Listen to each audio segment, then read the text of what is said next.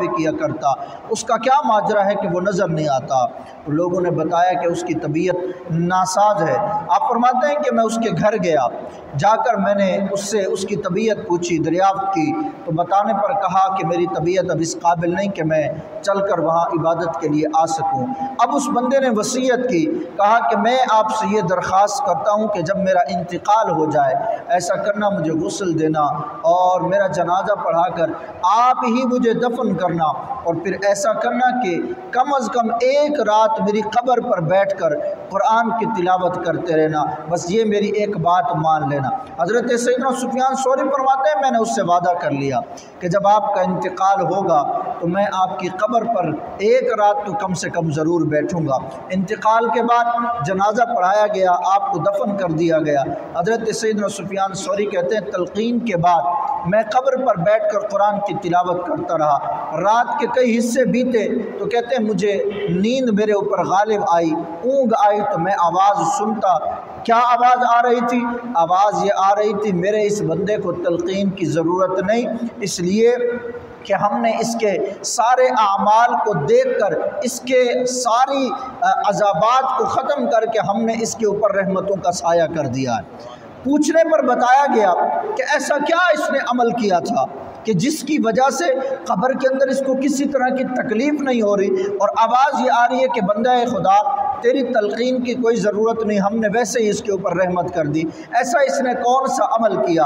تو بتانے پر بتایا گیا کہ رمضان المبارک کا جب مہینہ آتا تو یہ بندہ رمضان کے سارے روزے رکھتا اور شوال کے 6 روزے بھی رکھ لیتا۔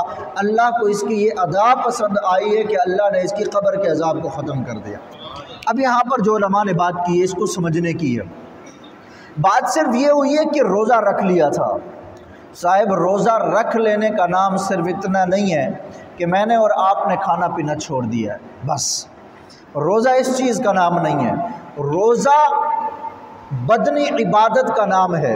روزہ رکھ لیا میں نے اور آپ نے کھانے اور پینے سے منہ موڑ لیا، اور باقی حرام گناہوں کے اندر اور حرام کاریوں کے اندر اگر ہم مبتلا ہو گئے تو صاحب سارا دن بھوکا رہ کر تو گزار لیں گے، مگر روزے کی جو نورانیت ہے، روزے کی جو چاشنی اور لذت ہے، وہ روزہ جس کے متعلق حدیث مبارکہ کے اندر آیا، فرمایا جب روزے دار افطار کرنے کے لیے بیٹھتا ہے تو پیاس اور بھوک کی شدت کے سبب اس کے منہ کے اندر جو ایک بو سی پیدا ہو جاتی ہے، اللہ فرماتا ہے مجھے تو یہ بھی اس کی ہے، یہ بو بھی اس کی بہت پسند ہے۔ تو فرمایا یہ اس روزے دار کے لیے ہے جو روزہ رکھ کر پھر 5 نمازیں بھی پڑھتا ہے، روزہ رکھ کر پھر قرآن کی تلاوت بھی کرتا ہے، روزہ رکھ کر وہ کسی کو گالم گلوچ نہیں کرتا، کسی کا مال نہیں لوٹتا، روزہ رکھ کر وہ ناانصافی نہیں کرتا، روزہ رکھ کر وہ 5 کی چیز کو 100 کی نہیں بیچتا، مسلمانوں کو دھوکہ نہیں دیتا، مسلمانوں کے ساتھ فریب نہیں کرتا۔ فرمایا ہاں یہ وہ روزے دار ہے جس کو روزے کی نورانیت حاصل ہو جاتی ہے۔ جب اس کو روزے کی نورانیت حاصل ہو جاتی ہے، فرمایا رب کو اس کی یہی ادا پسند آتی ہے کہ روزہ بھی رکھا اور روزے کی حفاظت بھی کی۔ اس ادا کی بنا پر اللہ فرماتا ہے میں اس کے قبر کے عذاب کو دور کر دوں گا۔ اس سے ہم نے کیا سیکھا؟ صرف بھوکا رہنے کا نام روزہ نہیں ہے، صرف پیاسا رہنے کا نام روزہ نہیں ہے۔ روزہ کیا ہے؟ روزہ رکھ کر اللہ تبارک و تعالیٰ کو راضی کرنے کا نام یہ روزہ ہے۔ تو حضرت سفیان ثوری کہتے ہیں کہ میں نے جب یہ آواز سنی تو میں صبح اٹھ کے چلا گیا کہ یہ تو اللہ کا وہ برگزیدہ بندہ ہے کہ جس کو اللہ نے پہلے سے ہی اپنی رحمت کے سائے میں رکھا ہے، تو کیسے ممکن ہے کہ اللہ تبارک و تعالیٰ اس کو عذاب دے دے۔ رمضان المبارک کا جو مقدس مہینہ ہے، اس مقدس مہینے کے اندر ویسے تو جس قدر رحمتیں ہم دیکھیں وہ گاہے بگاہے رحمتیں نازل ہوتی رہتی ہیں۔ سرکار غوث پاک رضی اللہ تعالی عنہ آپ فرماتے ہیں کہ رمضان المبارک کے نام میں ہی برکتیں ہیں۔ پورا مہینہ اس کے اندر عبادتیں، اس کی ریاضتیں، وہ سب اپنی جگہ، لیکن رمضان کے نام میں کتنی برکتیں ہیں۔ آپ فرماتے ہیں کہ رمضان المبارک کے نام جو ہے رمضان، اس کا یہ 5 حروف پر مشتمل ہے۔ فرمایا را سے مراد رضوان اللہ ہے، یعنی اللہ تبارک و تعالیٰ کی رضا۔ رمضان میں بندہ اللہ کی رضا حاصل کرنے والے کام کرے۔ اب یہ رضا کیسے حاصل ہوگی؟ کیا گناہ کر کے رضا حاصل ہوتی ہے؟ جی آواز نہیں آ رہی آپ کی؟ کیا رب کی نافرمانی کرنے سے رب راضی ہوگا؟ روزہ رکھ کر سنوکر کھیلنے سے رب راضی ہوگا؟ روزہ رکھ کر تاش کھیلنے سے، جوا کھیلنے سے، سود کھانے سے، سود کا لین دین کرنے سے، سود کا کاروبار کرنے سے، رشوت کے معاملات کرنے سے کیا رب راضی ہو جائے گا؟ فرمایا رمضان کا پہلا حرف را ہے، اس سے مراد رضائے الہی ہے۔ تو بندہ اگر رمضان میں روزہ اس انداز میں رکھے کہ اسے رب کی رضا مطلوب ہو تو فرمایا اللہ اس سے راضی ہو جائے گا، اللہ اس سے راضی ہو جائے گا۔ دوسرا فرمایا رمضان کے نام میں دوسرا حرف میم ہے، اس سے مراد محابت اللہ عن العصاة، یعنی اللہ پاک گنہگاروں پر اپنی رحمتوں کا، اپنی برکتوں کا جو نور نازل فرماتا ہے، اس سے مراد یہ ہے۔ فرمایا رمضان المبارک کے مہینے کے اندر اللہ گناہگاروں پر کیسی رحمت فرماتا ہے؟ فرمایا وہ ایسی رحمت فرماتا ہے کہ بندہ نماز نفل پڑھتا ہے، اللہ ثواب فرض کا عطا فرما دیتا ہے۔ بندہ نفل پڑھتا ہے لیکن اللہ فرض کا ثواب اس کو، اور فرمایا جو بندہ فرض پڑھ لیتا ہے اللہ اس کو 70 گنا بڑھا کر ثواب عطا فرما دیتا ہے۔ تو فرمایا میم سے مراد اللہ تبارک و تعالیٰ کی رحمت ہے جو اللہ اپنے گنہگار بندوں پر کرتا ہے۔ تیسرا حرف فرمایا رمضان میں تیسرا حرف لفظ ضاد ہے۔ فرمایا اس سے مراد ضمان اللہ، یعنی اس سے مراد اللہ تبارک و تعالیٰ اپنے گنہگار بندوں کو ضمانت دیتا ہے۔ فرماتا ہے میرے بندے تو میرے پاس آ، تجھے بخشش کی ضمانت میں دیتا ہوں، تو میرے پاس آ، تجھے بخشش کی ضمانت میں دیتا ہوں۔ صاحب جب رب جو ہے وہ بخشش کی ضمانت دے رہا ہے اور وہ کہہ رہا ہے کہ رمضان میں آ جاؤ میں تمہارے گناہوں کو بخش دوں گا، اور اللہ تبارک و تعالیٰ جب ضمانت دے رہا ہے، پھر بھی میں اور آپ اگر رمضان کے مقدس مہینے کو بھی اگر غفلت میں گزار دیں تو پھر کون سے ایسے دن ہوں گے جب ہم اپنی بخشش کروا سکیں گے؟ تو فرمایا دعات سے مراد ضمان اللہ ہے۔ رمضان المبارک کا، رمضان کے لفظ کا جو چوتھا حرف ہے وہ ہے الف۔ فرمایا اس سے مراد الفت اللہ ہے۔ فرمایا بندے کو چاہیے کہ وہ اس مہینے میں رب کی محبت حاصل کرے، رب کا محبوب بن جائے، رب تعالیٰ کا ایسا محبوب بنے کہ رب خود فرمائے اے میرے بندے میں تجھ سے راضی ہو گیا تو مجھ سے راضی ہو جا، یعنی ایسے کام اے بندے تو کر کہ تجھے رب کی محبت حاصل ہو جائے۔ اور تیسرا حرف پانچواں جو ہے وہ ہے نون۔ فرمایا نون سے مراد نور اللہ ہے۔ فرمایا بندہ اللہ تبارک و تعالیٰ کی عبادت میں ایسا مشغول ہوتا ہے رمضان کے مہینے میں، اور واقعی الحمدللہ ہم مسلمانوں کا تو یہ شعار ہے کہ رمضان کا مہینہ آتے ہی آپ خود اندازہ لگائیے گا کہ جب چاند نظر آتا ہے اللہ اکبر کبیرہ، مساجد سے آواز آتی ہے مبارک ہو کہ رمضان کا چاند نظر آ گیا۔ وہیں سے ہی مسلمانوں کے چہروں پر خوشی کے آثار نظر آتے ہیں۔ پھر چاند کا اعلان ہوتے ہی لوگ تراویح کی تیاری میں لگ جاتے ہیں، اور پھر تراویح پڑھنے کے بعد سحری کا انتظام، وہ سحری کی رونقیں، پھر روزہ رکھنے کے بعد نماز فجر کی تیاری، نماز کے بعد قرآن کی تلاوت، اور پھر سارا دن نمازوں کا اہتمام، قرآن کی تلاوت، تسبیحات اور ذکر و اذکار کے اندر وقت کو گزارنا، اور رزق حلال کی تلاش میں اپنا کام کرنا، اور پھر نماز تراویح اور روزہ افطار کی تیاری میں لگ جانا۔ فرمایا یہ جو نور اللہ سے مراد ہے، فرمایا بندہ اس سارے سرکل میں صبح سے لے کر شام تک ہر لمحہ جب عبادت میں گزارتا ہے تو ہوتا کیا ہے؟ فرمایا اللہ اس کے ظاہر کو بھی نور کر دیتا ہے، اس کے باطن کو بھی نور کر دیتا ہے۔ یعنی صرف یہ چہرے نہیں چمکتے بلکہ یہ جو دل ہے نا، دل یہ بھی چمک اٹھتے ہیں۔ تو صاحب پھر جس کا دل چمک اٹھے ہیں جی، جس کا دل چمک اٹھے پھر سمجھ لو اس کی دنیا اور آخرت دونوں سنور گئی۔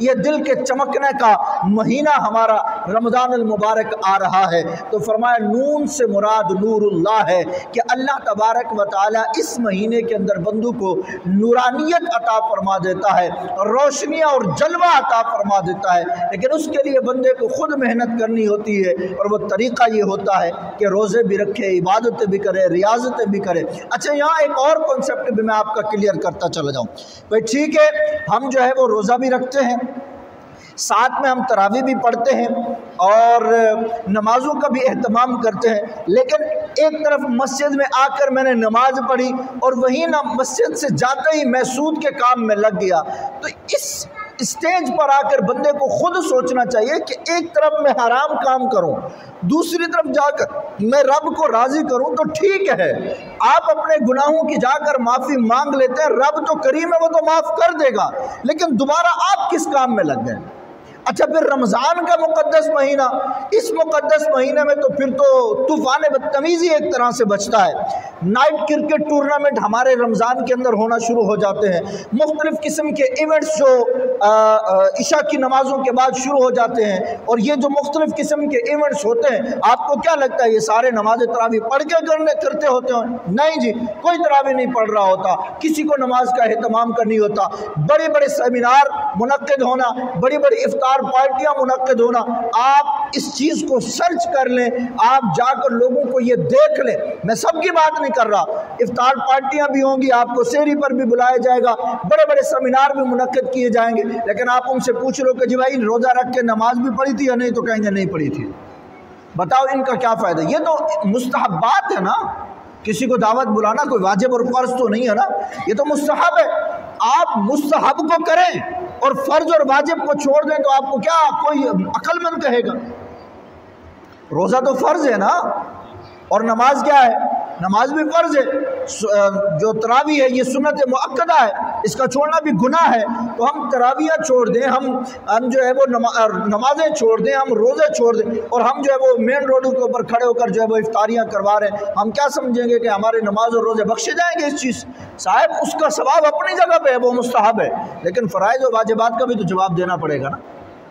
یہ ذہن مت بنائیں کہ ہم جو ہے وہ بس سارا دن یہ کام کر لیں گے تو یہ روزے بھی ہمارے بخشے جائیں گے، تراویحیں بھی ہمیں معاف کر دی جائیں گی، نمازیں بھی ہمیں معاف کر دی جائیں گے، ایسا کچھ نہیں ہے۔ اچھا لگے ہاتھوں یہاں پر ایک اور شرعی مسئلہ بھی بتاتا چلوں، آج کل میسیجز کے اندر یہ چل پڑا، اور یہ ہر سال ہم یہ بیان بھی کرتے ہیں، اور ہماری جو عوام ہے یہ بھی ہر سال میسیجز چلاتی ہے، وہ کیا میسیج چلتا ہے جی کہ جی رمضان المبارک کا مہینہ آنے والا ہے، میسیج یہ چلتا ہے کہ جی حدیث کے الفاظ ہیں، یعنی بہتان اور جھوٹ حضور علیہ السلام کی طرف منسوب کیا جاتا ہے کہ حدیث کے الفاظ یہ ہیں کہ جس بندے نے سب سے پہلے رمضان کی آمد کی خوشخبری دی اس کے اوپر جنت واجب ہو جائے گی۔ صاحب ایسی کوئی حدیث نہیں ہے، یہ من گھڑت بات ہے، ایسی کوئی حدیث کسی بھی کتاب میں موجود نہیں، علماء کے فتوے اس کے اوپر موجود ہیں کہ یہ صرف لوگوں کے کہنے کی باتیں ہیں، اور آپ اس چیز کا بھی خیال رکھیں، کوئی بھی پوسٹ بن جاتی ہے اس پوسٹ کے نیچے لکھا بخاری شریف، تھوڑی سی تصدیق تو کریں کہ بخاری میں ہے بھی یا نہیں۔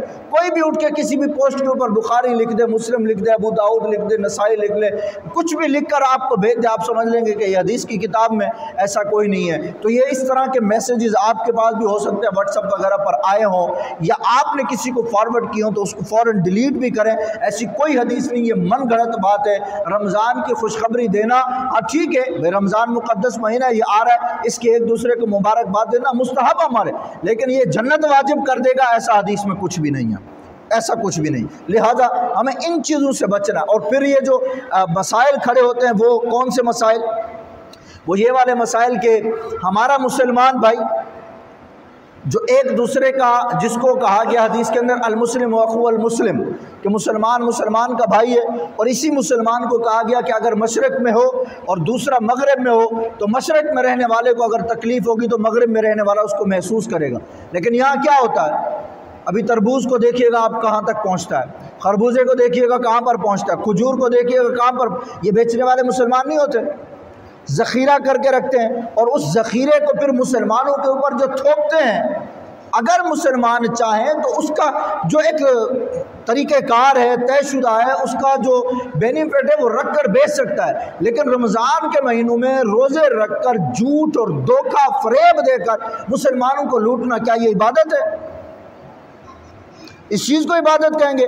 یہ رمضان المبارک کے اندر اگر آپ یہ سمجھے نا کہ بندہ جو ہے وہ اس طرح کر کے نیکیاں کما رہا ہے، تو صاحب آپ دنیا تو کما لیں گے، پیسہ تو کما لیں گے، نیکیاں آپ نہیں کما سکیں گے، اللہ کو راضی نہیں کر سکیں گے، نہ تو آپ کو عبادت کا نور ملے گا، نہ رب کی رضا ملے گی، نہ رب کی محبت ملے گی، آپ پھر ان تمام چیزوں سے محروم ہو جائیں گے۔ پیسہ تو پھر چند دنوں میں ختم ہو جائے گا۔ کام آنی ہے رب کی رضا، کام آنی ہے رب کی محبت، کام آنا ہے آپ کا عمل، آپ کی عبادت، آپ کے روزے رکھنا، آپ کی تراویح پڑھنا، آپ کی عبادات میں مشغول رہنا، یہ آپ کے کام آنا ہے۔ لہٰذا ہمیں چاہیے کہ ہم رمضان المبارک کے مقدس مہینے کا احترام کرتے ہوئے جو بھی عبادات ہیں ان کو بروئے کار لائیں۔ حدیث مبارکہ کے اندر آیا رمضان المبارک یہ وہ مقدس مہینہ ہے جتنی بھی آسمانی کتابیں نازل ہوئی، یہ ساری کی ساری کتابیں اللہ تبارک و تعالی نے رمضان المبارک کے حصے میں عطا فرمائی ہے۔ قرآن مجید فرقان حمید فرمایا گیا یہ بھی رمضان المبارک میں اترا، اور قرآن کے اندر آیا فرمایا شہر رمضان الذی انزل فیہ القرآن، فرمایا رمضان کا مہینہ وہ ہے جس میں قرآن اترا ہے۔ تو قرآن بھی رمضان المبارک میں اترا، اور جو الفاظ ہیں فرمایا اللہ تبارک و تعالی نے جو آسمانی چاروں کتابیں نازل فرمائی ہے رمضان کے اندر، فرمایا اللہ تبارک و تعالی نے جو حضرت سیدنا ابراہیم علیہ السلام کے صحیفے ہیں وہ رمضان المبارک کی پہلی رات کو نازل ہوئے، اور تورات شریف رمضان المبارک کی 7ویں رات میں نازل ہوئے، انجیل شریف رمضان المبارک کی 14ویں رات میں نازل ہوئے، اور مصنف ابن ابی شیبہ کے اندر ہے کہ زبور شریف رمضان المبارک کی 6 تاریخ کو نازل ہوئی، اور قرآن کے حوالے سے تو قرآن کے اندر ویسے ذکر کر دیا شہر رمضان الذی انزل فیہ القرآن۔ تو تورات، زبور، انجیل اور حضرت ابراہیم علیہ السلام کے اوپر جو صحیفے نازل ہوئے یہ سب کے سب اللہ تبارک و تعالی نے رمضان المبارک میں نازل فرمایا۔ تو آپ اندازہ لگائیں کہ یہ مہینہ کتنا برکتوں والا مہینہ ہے، اور اس مہینے کی جو عظمتیں اور برکتیں ہیں اس کے متعلق میں آپ کو حدیث مبارکہ ایک سناؤں۔ اللہ تبارک و تعالیٰ کتنی کرم نوازیاں فرماتا ہے اس مہینے کے اندر۔ فرمایا کہ بندہ جب روزہ رکھتا ہے نا تو اللہ تبارک و تعالیٰ اس کے اوپر کرم نوازیاں کیسے فرماتا ہے؟ فرمایا بندہ جب روزہ رکھ کے فارغ ہو جاتا ہے اور رمضان المبارک کے اندر جمعرات کا دن آتا ہے یا جمعے کا دن آتا ہے تو فرمایا اللہ کیسی کرم نوازی فرماتا ہے۔ فرمایا افطار کے وقت میں، یعنی ہم نے پہلا روزہ رکھا اور صبح سے لے کے شام تک جب افطار کا وقت آتا ہے تو اللہ تبارک و تعالی 10 لاکھ لوگوں کی، کتنے؟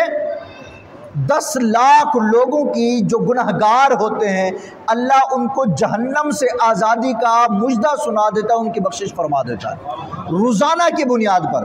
اگلی بات فرمایا شب جمعہ اور روز جمعہ، یعنی جمعرات کو سورج غروب ہونے سے لے کر جمعے کا سورج غروب ہونے تک اللہ تبارک و تعالی ہر گھڑی میں، یعنی ہر لمحے میں 10 لاکھ لوگوں کی بخشش فرما دیتا ہے۔